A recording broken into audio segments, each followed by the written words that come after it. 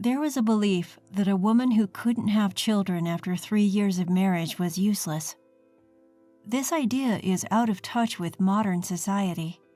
It's a backward way of thinking. Sadly, there are still those who carry the assumption that all women can and will become pregnant and give birth. And there are those who label women who can't as useless. My name is Ashley. I'm a 25-year-old housewife.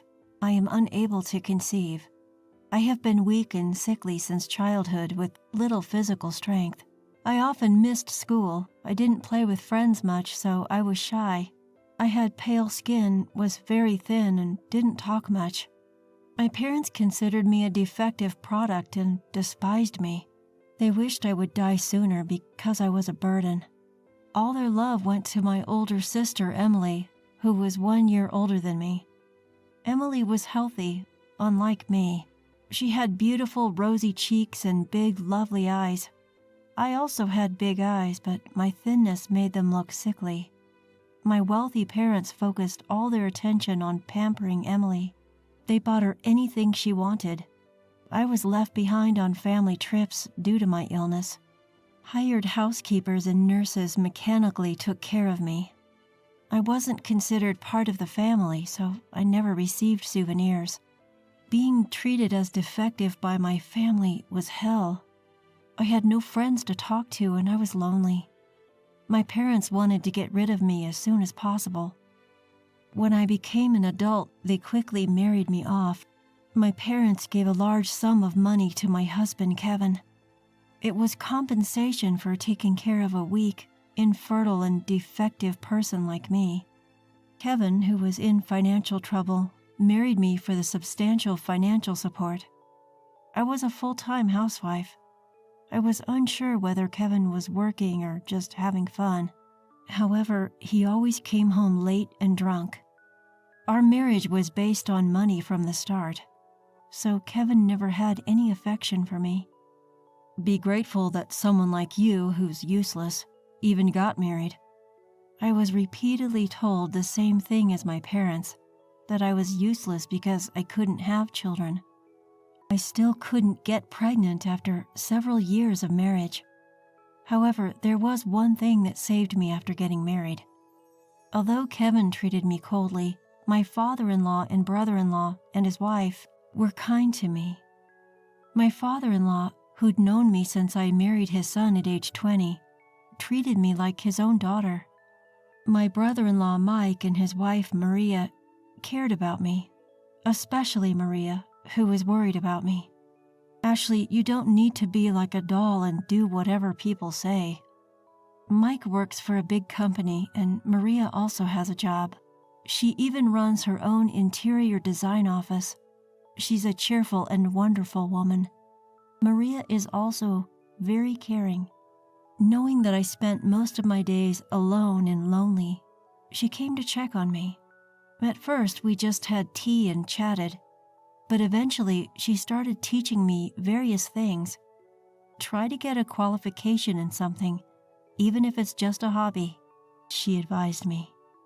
I told her it was impossible because I hadn't gone to school enough. Seeing that I was down, only able to do basic housework, Maria said, "If you can do basic housework, you can do most things. Learning something new builds confidence." At Maria's suggestion, I started studying for a color certification. I later learned that my father-in-law had consulted with Mike and Maria about me. Ashley tends to underestimate herself. "I wish there was a way to boost her confidence," my father-in-law said. "Introducing her to new areas of study could help," Maria suggested. Mike and my father-in-law agreed with her suggestion. Although my parents used to say that I was weak and slow-witted, I found studying enjoyable. I gained a bit of confidence when I passed a certification exam while studying during my free time. I was happy because I had always thought I couldn't do anything. I wanted to study more and aim for higher levels. However, when I told Kevin, he just scoffed at me. Must be nice to be able to waste time on useless studying. For the first time, I didn't feel hurt by his words. Instead, I felt angry. I finally let out the dark feelings I had kept inside. Are those the words something an unemployed person who relies on money from his wife's family should say? Kevin was taken aback by my sarcasm, as I had always been submissive. He got angry at being confronted with the truth. "Shut up. I'm different from a defective product like you. I'm going to make it big," he shouted. I didn't hold back in my response. "You know, they call people like you big mouths." Furious at my defiance, Kevin kicked the wall and stormed out of the room. He probably went out to drink and have fun to blow off some steam. I understood that my parents wanted to get rid of their troublesome daughter, but I wish they had chosen a better partner for me. However, if they had that kind of mentality, they wouldn't have neglected their weak daughter in the first place. Marrying Kevin was a mistake. I ended up married to a loser who used the money from my family to play around. But ironically, it was Kevin's family that broadened my narrow perspective. After that incident, Kevin didn't come home for several days. I knew he was with my sister Emily, but I didn't do anything about it. Emily had divorced her husband and given up custody of her child. My parents still doted on her. That's why they allowed Kevin and Emily's affair to continue. I could clearly see the intentions of my parents, Emily and Kevin. They were probably planning for Kevin to divorce me if Emily got pregnant. My parents would have preferred to fulfill Emily's wishes over caring about me. I knew that one day my sister would steal my husband. I prepared myself for that day, now confident that I could handle it. Sometime later, we all gathered at my father-in-law's house. I regularly visited him, but Kevin hadn't been to his family home in a while. Kevin had a lot of pride and compared himself to his brother. Mike had graduated from a prestigious university and worked for a large company while Kevin was unemployed. Neither my father-in-law nor Mike had ever pointed this out, but Kevin felt inferior on his own. He hadn't done anything about it himself. He took pride in marrying me, a woman from a wealthy family, but my father-in-law didn't care. My father-in-law doted on me, his daughter-in-law, but was strict with Kevin. Kevin constantly praised Maria, Mike's wife, for being excellent. Deep down, he was jealous that his brother had a beautiful and intelligent wife. "Maria is amazing. She's successful at work, has children, and is a capable woman. Ashley is just stupid and can't do anything," he said with transparent flattery toward Maria and insults toward me. Maria looked annoyed by his words, but she calmly dismissed Kevin's remarks. "Ashley is my sister too. I don't find it amusing when my sister is insulted," Marie replied. Mike nodded in agreement. "Kevin, think about yourself before comparing Maria and Ashley," Mike warned. Kevin clicked his tongue dismissively. I felt embarrassed by Kevin's childish behavior. I understood that he felt inferior to his successful brother, but he needed to grow up. My father-in-law looked at Kevin with bitterness. He had treated them equally, but the siblings had turned out so differently. He had sighed about it to me. But today, my father-in-law cleared his throat and scolded Kevin. "Aren't you ashamed, Kevin? Relying on Ashley's family money and not working? Ashley is a good wife. If you're a husband, support yourself. Don't you understand something so simple?" Kevin's face turned red with anger. "Dad, Ashley was useless and dumped on me. That's why I'm just returning the favor," he retorted. Mike answered on behalf of his father. "Kevin, I don't want to say this as your brother, but your mind is rotten." Usually calm, Mike's sharp words made Kevin curse and storm out. As I tried to stop him, my father-in-law held me back. "I'm sorry, Ashley. I hoped he would become more responsible after getting married, but it seems that's not the case." With their shoulders slumped, Mike and Maria sighed beside my father-in-law. As I quietly bowed my head and tried to leave, Maria stopped me. "Don't worry, Ashley. Everything is prepared." I nodded and left my father-in-law's house, returning to the chaotic home where Kevin was raging. The room was a mess, destroyed by Kevin in a fit of anger. As I stared in disbelief at his childish actions, the drunk Kevin raised his voice. "I'm divorcing you, the infertile one. I'm going to marry your sister." Kevin laughed, bragging that my parents had already given their consent. So Kevin chose Emily after all, I thought. My parents had always given Emily everything she wanted. Even if it was my husband, they didn't mind. Kevin knew I couldn't have children when he married me. It was convenient for him to use me as a wife. However, Emily wanted Kevin, and my parents condoned their affair. They probably wanted grandchildren now. So they would use Emily's pregnancy as an opportunity for her to marry Kevin. It was something my parents were capable of doing. When Emily divorced before, she gave up custody of her child, saying the child wasn't cute because they weren't attached to her. Emily was the type who loved herself more than her own child. I felt sorry for the child Emily and Kevin would have. Would a child born to such selfish parents be happy, I wondered. Kevin, not understanding my concerns, mocked me, telling me to leave because we were divorcing. "I'll pay you alimony, you good-for-nothing." The shameless man didn't even realize that my parents would be the ones providing alimony. I signed the divorce papers, took my essentials, and left the house. Instead of going to my parents' house, I sought refuge at Mike and Maria's. I had been consulting with them about my suspicions about Kevin and Emily's affair. Mike said with a gloomy face, "I wouldn't put it past Kevin." That's when Maria started preparing for the worst-case scenario. Mike and Maria had a young child. When I arrived at their house, their shy child peeked out for a moment before hiding again. He was a cute boy who resembled Maria. According to Mike, his son was extremely shy. Maria, Mike, and I discussed our plans for the future. Maria had already arranged a place for me to live. I would be staying in the company housing of Maria's interior design firm, and I was going to work at Maria's firm. I was anxious about whether I could work, having never worked before. However, Maria assured me with a smile, "Don't worry, Ashley, you can do it." Maria took care of me, and Mike handled the paperwork. I severed ties with my family after the divorce. Mike explained the situation to my former father-in-law and concluded, "Dad, we are cutting ties with Kevin too." My former father-in-law was disheartened but not surprised. He told me to come and visit as usual since Kevin was no longer related to us. That's how I officially divorced and became independent. I received alimony from Kevin and severance money from my parents. I returned the severance money without using a dime.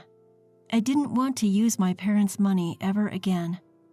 I started working at Maria's interior design firm. At first, I learned the basics of the job from one of Maria's subordinates. His name was Stephen, a cheerful man around my age. He taught me in between his busy schedule and chatted with me casually. One morning, I was the first to arrive at the office and cleaned it, surprising Stephen. "Wow, the office is spotless." He happily helped me with the cleaning. When I apologized, he tilted his head, puzzled. "I've thought this before, but why do you apologize when you haven't done anything wrong? We're equals. We work together." This was the first time someone told me we were equals. I had always felt inferior because of my weak body and inability to get pregnant. I believed that I was burdening others by living.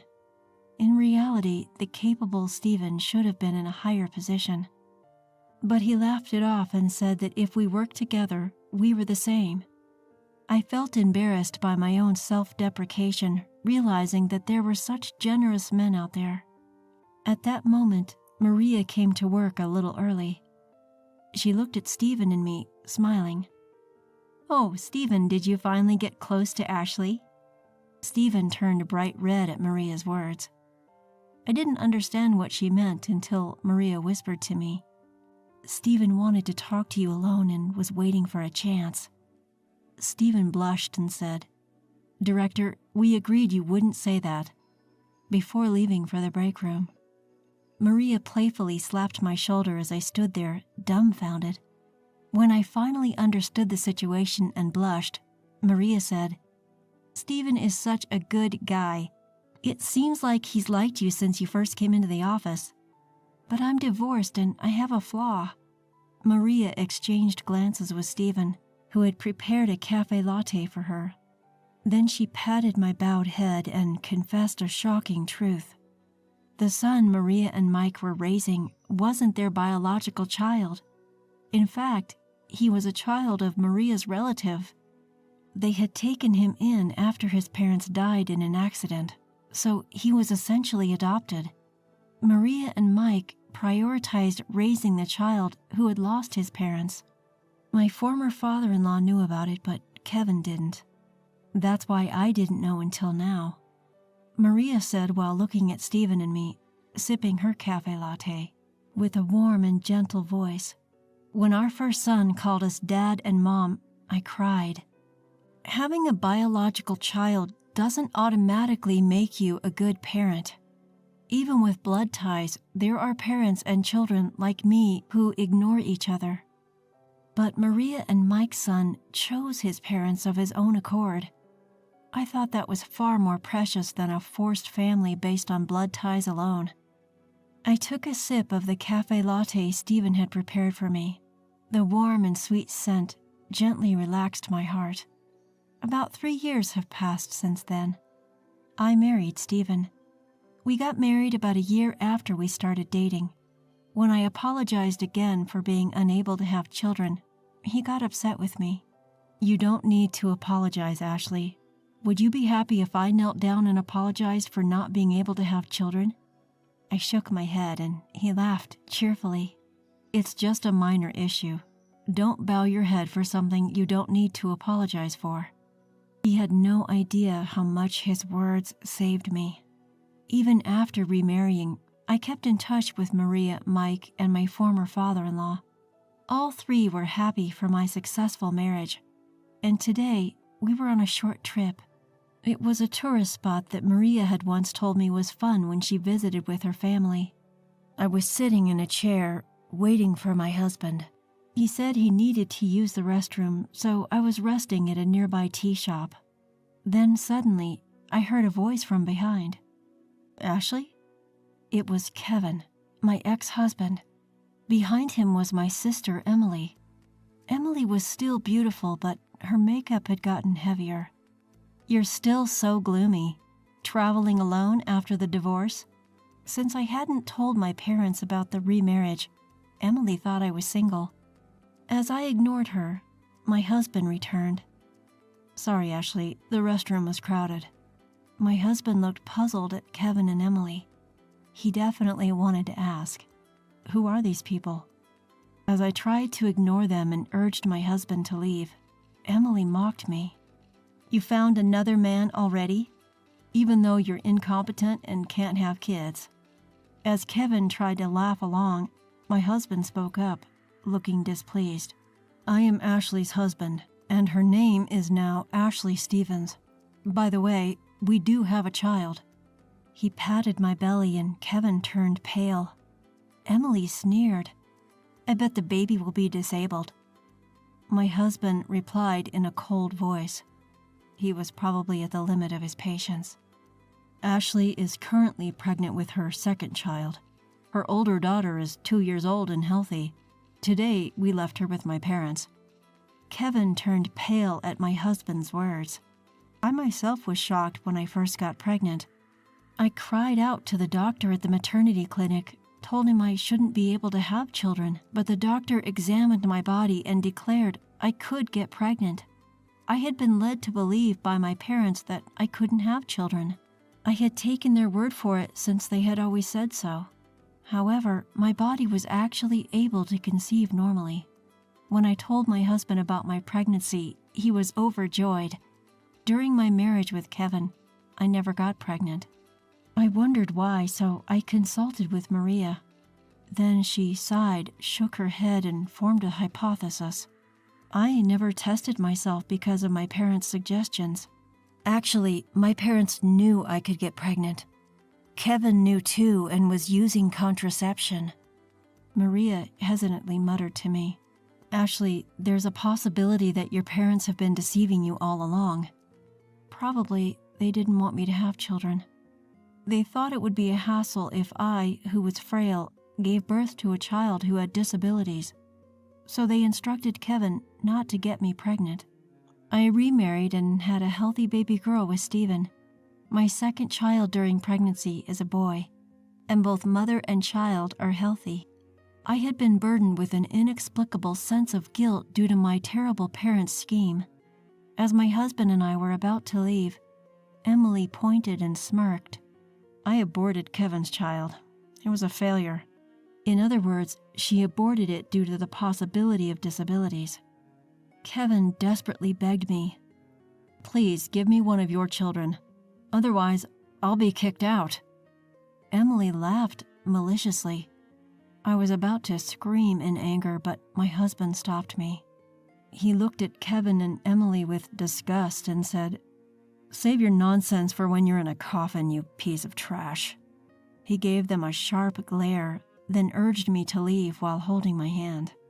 I also turned my back on Kevin and Emily, sending them a contemptuous look before walking away. I felt like I had seen something incredibly bad for their unborn child. Later, I safely gave birth to a baby boy.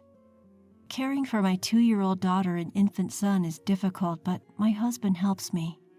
As for my ex-husband, Kevin, he was eventually abandoned by Emily. My parents were also kicked out once they were no longer needed. According to my ex-father-in-law and Mike, Kevin is in debt and struggling financially. They turned him away when he came asking for help, dumbfounded by his situation. And my selfish parents and sister Emily also ruined themselves. After divorcing Kevin, Emily indulged in affairs with married men and ultimately met her downfall. She was sued multiple times by her lovers' wives and had to pay alimony. In the process, she gradually lost her fortune and credibility with those around her. Even my parents couldn't stop Emily.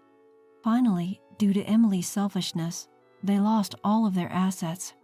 Moreover, foolish Emily borrowed money from a shady company and is now being chased by a huge debt. My parents and Emily are homeless, but it's not my concern. They are not my family. They are just blood-related strangers. My precious family consists of my kind husband and 2 beautiful children. It doesn't matter what happened to my parents, Emily and Kevin. As I changed my son's diaper, my husband played with my daughter, laughing. Seeing his smile, I truly felt grateful to have met him. I smiled while watching them, and my husband looked puzzled. "What's wrong, Ashley?" "I'm just so happy to be married to you, Stephen," he playfully replied while patting our daughter. "Well, you're Mrs. Stephen too." His cheerful laughter made me and our children break into smiles as well.